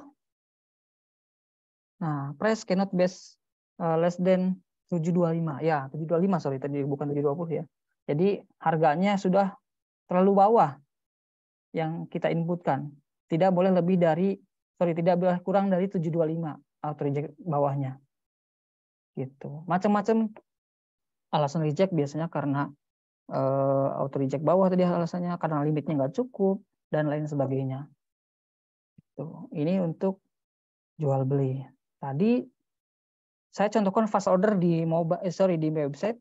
Lalu apakah di mobile tersedia juga? Sudah tersedia juga untuk saat ini di mobile. Menu fast order sama juga. Jadi Bapak Ibu dan teman-teman bisa inputkan order dengan hanya inputkan lot dan klik di harga yang diinginkan. Karena ini fungsinya untuk cepat ya, tektok. Nggak perlu repot inputkan harganya berapa, input lotnya berapa. Ya sudah tersedia juga 50 lot, 100 lot, 150. Jadi kelipatan-kelipatan yang sering dipakai biasanya. Itu. Saya mau beli saham Sido di harga 740 misalkan. Itu langsung inputkan lot dan klik di harga berapa nanti di sini. Nah, muncul confirm order. Nah, di harga berapa dan berapa lot akan terlihat di situ juga di menu fast order. Mau di withdraw sekaligus boleh, silahkan. Langsung bisa di satu menu. Lalu untuk menu lainnya seperti menu portfolio ya. Sini sudah tersedia juga. Mungkin untuk saat ini ada yang Bapak Ibu yang bertanya-tanya kok nggak berurutan ya sesuai abjad. Betul, untuk saat ini sedang perbaikan dan saat ini sedang tahap pengujian di website maupun di mobile itu belum berurutan secara abjad. Masih acak nih. Namun tidak mengurangi visibilitasnya tetap terlihat dengan jelas. Itu. Nah, di aplikasi mobile juga sudah tersedia watchlist ya. Ini Bapak Ibu bisa menambahkan saham-saham tertentu yang saham Bapak Ibu misalkan suka nih sektor-sektor ataupun saya sahamnya sukanya saham consumer aja. Bisa ditambahkan di menu watchlist, kemudian klik icon plus, nanti akan muncul saham-saham yang sesuai diinginkan di harga berapa, nanti langsung bisa secara live dipantau. Itu. Klik icon plus di sini saya nggak bisa sepertinya karena versi live nih. Tapi untuk di aplikasi mobile di handphone pada real time-nya itu bisa langsung ditambahkan saham-saham tertentu. Gitu. Dikurangi misalkan ataupun Bapak Ibu langsung bisa mau beli saham yang ada di watchlist atau di favorit itu bisa langsung dilakukan. Kemudian untuk tarik dana juga bisa dilakukan ya di withdrawal. Nah, di sini tinggal inputkan berapa nominalnya, 50.000 ataupun berapa terserah. Tapi jangan lupa untuk cut off-nya ya jam 9.30. Setelah inputkan cash withdrawal, jangan lupa dipantau di menu withdrawal history. Statusnya apakah sudah di-approve atau masih pending diproses. Gitu. Kemudian Bapak Ibu juga di aplikasi baru sudah bisa setting dark mode ya atau mode gelap. Tapi saat ini hanya bisa di mobile dan di website. Sedangkan untuk di Pro itu belum bisa. Jadi contoh saya mau mode gelap itu sudah bisa. Atau menu like aja sesuai dengan kebutuhannya. Dan di mobile juga sudah bisa lakukan change password. Change password di sini ya. Bisa change password dan PIN atau bisa change keduanya. Bisa ubah keduanya. Gitu. Baik, apakah ada pertanyaan lagi Bapak Ibu? Oke, kalau misalkan tidak ada pertanyaan, boleh saya lanjut ke menu ke platform berikutnya yaitu di platform desktop atau di Pro 11. Baik, coba saya contohkan ya.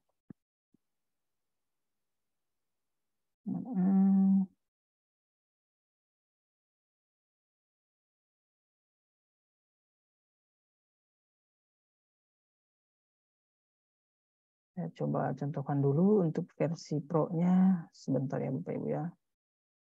Oke, baik. Entas. Oke.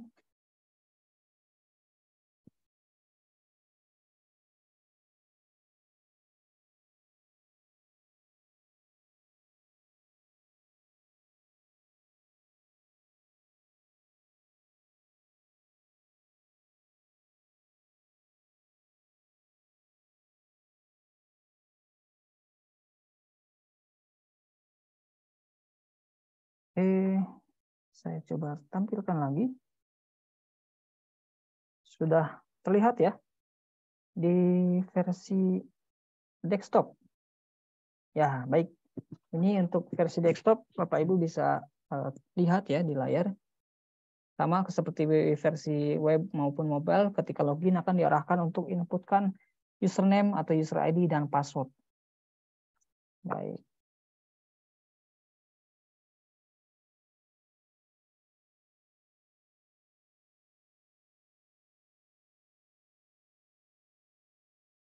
Contoh saya mau beli jual, itu langsung bisa klik buy di sebelah kiri atas ya di menu, kemudian buy, atau di keyboard kalau sudah Bapak Ibu setting mungkin ya, itu klik F2 untuk beli, F4 untuk jual, jadi lebih cepat shortcutnya ya. Dan untuk shortcut lain Bapak Ibu bisa lihat di menu setting di sebelah kanan atas. Nggak apa-apa, nanti mungkin kalau sudah punya akun saham dan sudah login bisa dieksplor sendiri. Ya. Contoh, saya mau ngecek tadi dananya ya di akun saya berapa sih misalkan. Itu ada di account summary. Nah, di sebelah kiri, kemudian account summary ketik, nah itu akan terlihat di sini.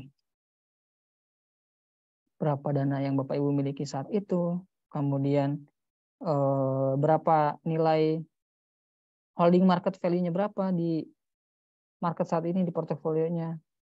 Nah, untuk menu akun summary juga langsung bisa digunakan untuk cash withdrawal atau tarik dana. Tinggal inputkan berapa dan disubmit di sebelah kiri bawah. Sorry, di sebelah kanan bawah. Dan untuk statusnya juga bisa langsung dilihat di menu akun summary ya. Di sini terlihat statusnya apakah masih pending atau sudah diproses di approve. Saya contohkan ya Bapak Ibu untuk jual belinya seperti tadi. Contoh saya pengen beli saham Sido. Kemudian sebanyak 1 lot di harga 760 misalkan. Diklik buy. Nah, input trading pin, confirm order. Nah, ordernya akan langsung masuk ke menu order list. Trading order list di bawah. Statusnya apa, di harga berapa, dan berapa lot akan terlihat di menu order list. Kalau misalkan sudah match, nanti akan berubah warna hijau dan keterangannya match biasanya Pak, Bu. Dan melihat portofolio langsung bisa di aplikasi di frame yang sama ya, di menu trading, kemudian diklik portofolio. Nah, Bapak Ibu bisa lihat langsung di sini saham-saham apa yang dimiliki, kemudian gain loss-nya berapa, itu sudah terlihat secara real time di menu portofolio. Oh ya, satu lagi Bapak Ibu yang mungkin tadi saya terlewat ya di mobile maupun di website, untuk mengecek histori transaksi yang pernah dilakukan, itu bisa dilakukan di menu order list di sini ya, di menu trading, order list, kemudian di order search. Nah, di setting tanggal berapa sampai tanggal berapa, saya pernah transaksi saham apa aja yang match misalkan. Contoh ini saya dari tanggal 8 sampai tanggal 15 bulan Mei. Coba saya klik. Nah, ini semua status muncul. Nah, kalau misalkan hanya status yang match saja, itu bisa difilter, pilih match, nanti klik search lagi. Nah, saya ternyata punya transaksi hanya satu aja nih, beli bumi di harga sekian. Di harga marketplace waktu itu belinya melalui charting ya. di harga market price. Kalau misalkan mau tahu harganya, di harga di double klik Bapak Ibu. Di harga 118 sebanyak 1 lot. Nah, kalau misalkan order di menu biasa nanti akan muncul juga di harga berapa, terlihat. Mau dimundurkan lagi tanggalnya boleh, langsung terlihat settingan tanggalnya sampai misalkan bulan April aja ataupun 3 bulan ke belakang, itu bisa dilakukan sesuai dengan keinginan. Kemudian untuk menu lainnya seperti menu favorit bisa langsung di sini Bapak Ibu ditambahkan di Market Watch, ataupun Bapak Ibu bisa setting sendiri di dashboard sesuai dengan keinginan ya, bahkan diklik dashboardnya, kemudian widgetnya pilih apa seperti tadi di website, mirip-mirip ini ya, milih misalkan My Watch. Oke, favorit. Nah, ini mau di My Watch yang sudah saya buat misalkan watchlist 4. Nah, mau ditambah lagi simbolnya, sahamnya apa, misalkan JSMR. Mau ditambahkan, langsung muncul nanti. Atau mau di remove aja, di delete sahamnya. Langsung bisa dilakukan di watchlist. Gitu Bapak Ibu. Jadi bisa langsung di menu Market Watch. Ya. Dan dashboard ini bisa dilakukan delete, diatur sendiri sesuai dengan keinginan Bapak Ibu sendiri ya. Nah, di salah satu unggulannya lagi di aplikasi baru di CGS di kami, itu ada namanya fitur conditional order ya. Jadi Bapak Ibu bisa order, beli dan jual di harga berapa, saat kondisinya apa. Nah, itu salah satu unggulan di aplikasi baru di kami, namanya conditional order. Di mana menunya? Ada di menu order tiket biasa tadi. Contoh tadi saham SIDO. Nah, untuk merubah kategorinya menjadi conditional order, Bapak Ibu tinggal klik order kategori di bawah, pilih kemudian kondisional. Nah, nanti disetting di sini. Saya mau beli harga 600 sebanyak 3 lot misalkan. Setelah setting price dan lot, nah Bapak Ibu dan teman-teman setting kondisinya. Ada banyak di sini yang harus disetting. Saya contohkan di last equal 600. Nah, setelah inputkan price kemudian condition, Bapak Ibu tinggal setting sampai kapan order ini mau disimpan di sistem CGS. Misalnya saya untuk minggu ini saja sampai tanggal 22. Nah, artinya ini gimana? Saya mau beli saham SIDO muncul sebanyak 3 lot di harga 600, tidak kurang tidak lebih. Jika harganya menyentuh di harga 600 tidak kurang tidak lebih, maka dia akan diantrikan ke market, ke bursa. Gitu. Lalu bagaimana kalau misalkan pilih kondisinya last greater than or equal? Kalau last dan kemudian greater than or equal artinya saya mau beli saham SIDO muncul di harga 600 atau di atasnya. Ketika harganya menyentuh di harga 600 atau lebih besar dari 600, dia akan keantrikan di bursa. Match-nya di harga berapa maunya tergantung kondisi market, tapi sesuai yang diinputkan Bapak Ibu di sini. Ada nggak saat itu di harga 600 yang ngejual? Bapak Ibu maunya di harga 600 dan lebih dari di harga 600 baru diantrikan. Saat ini harganya tadi 700-an ya. Artinya kalau misalkan saya pasang itu langsung ke trigger. Tapi ada nggak yang ngejual di harga segini? Kalau nggak ada berarti nggak akan match. Itu Bapak Ibu. Lalu bagaimana kalau less than? Ya kebalik. Kalau kondisinya harganya menyentuh di harga 600 atau kurang dari 600, maka dia akan diantrikan ke market. Itu. Ini 3 kondisi yang Bapak Ibu harus pahami ya. Dan lebih lanjutnya Bapak Ibu bisa baca term and condition. Jadi sistem ini hanya mengartikan match atau enggaknya tidak 100%. Karena balik lagi ke kondisi market saat itu. Kemudian ada lagi bid, ada lagi offer. Nah ini lebih lanjut. Mungkin kita ada kelas edukasi juga di sesi khusus ya. Bapak Ibu bisa menjelaskan Kalau misalkan Bapak Ibu mau lebih lanjut, bisa ikut di kelas edukasi dengan tim platform kami. Nah, kalau misalkan sudah diinputkan, nanti akan masuk ke menu conditional order dashboard. Misal sudah diinputkan, nah itu ada di conditional order dashboard. Kalau misalkan sudah masuk dan ternyata belum ke trigger, nanti akan keterangannya masuk ke pending trigger di sebelah atas di sini kelihatan. Nah, apakah sudah ke trigger atau enggak nanti di menu ini. Kalau sudah ke trigger, nanti akan berubah katanya menjadi ke trigger dan terlihat orderan Bapak Ibu yang sudah ke trigger di bawah. Apakah sudah match atau masih open di menu ini, di chill order di bawah. Gitu. Baik, kurang lebih seperti itu Bapak Ibu untuk di aplikasi baru, di aplikasi kami khususnya untuk tiga platform ya, 3 channel, website, mobile tadi yang sudah saya jelaskan, yang terakhir yaitu versi desktop.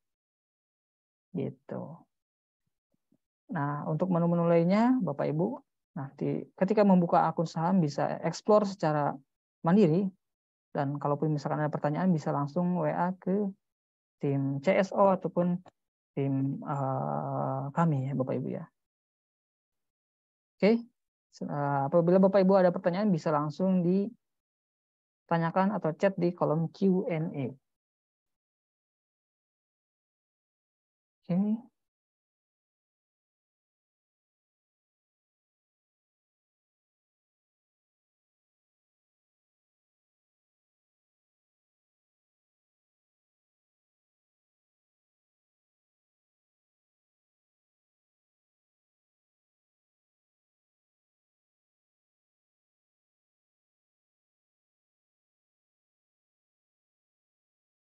Baik, apabila tidak ada yang bertanya, mungkin untuk sesi kali ini saya cukupkan.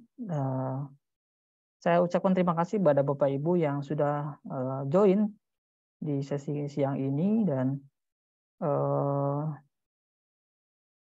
kami mohon maaf juga apabila banyak kekurangan, dan saya pribadi maupun mewakili tadi rekan saya Mas Kevin, mohon maaf apabila masih banyak kekurangan. Saya akhiri untuk sesi siang ini. Selamat siang Bapak Ibu, semoga sehat selalu dalam lindungan Tuhan Yang Maha Esa. Selamat siang Bapak Ibu.